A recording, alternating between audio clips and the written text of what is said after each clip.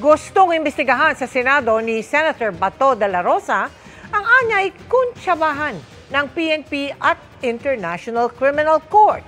May natanggap umanong sumbong ang senador na ilang taga-ICC ang namilit magpapirma ng mga prepared affidavit sa ilang aktibo at retired na pulis para tumestigo laban sa kanya. Nakatutok si JP Soriano.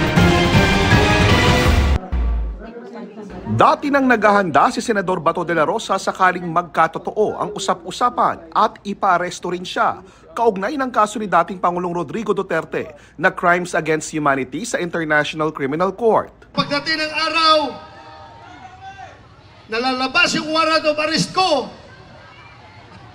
uhulihin ako ng PNP. Ito lang masasabi ko sa inyo. Ito lang masasabi ko sa inyo. Lahat ng ginagawa nila ay illegal. Ngayon, paglalahad ng senador, ilang aktibo at retired na pulis ang nagsumbong sa kanyang may ilang taga-ICC umano ang pumunta sa mga hotel sa Pasay at Ortigas. Pinilit umano ang ilang pulis na tumistigo laban sa kanya, kaugnay ng umano'y EJK sa gitna ng war on drugs ng Duterte administration. Tinatakot nila yung mga pulis na kung hindi kayo mag-sign itong prepared affidavit, may prepared affidavit sila na pinapapirmahan, ay kayo ang madidiin ngayon sa kaso. May mga active, may mga retired na police na pinapatawag nila, and of course, this is with the concurrence and with the facilitation of the PNP leadership.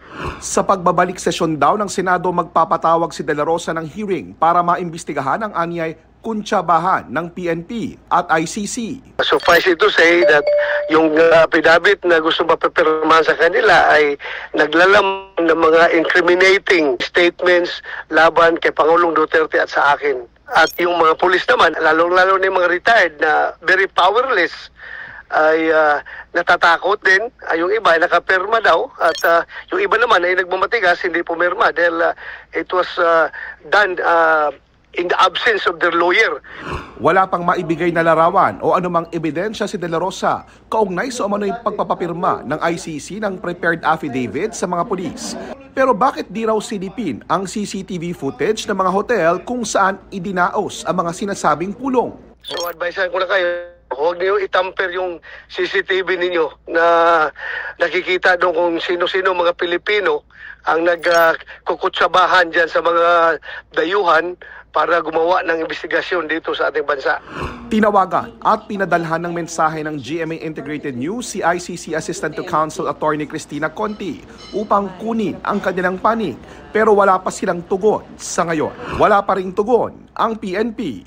Para sa GMA Integrated News, JP Soriano, nakatutok 24 oras.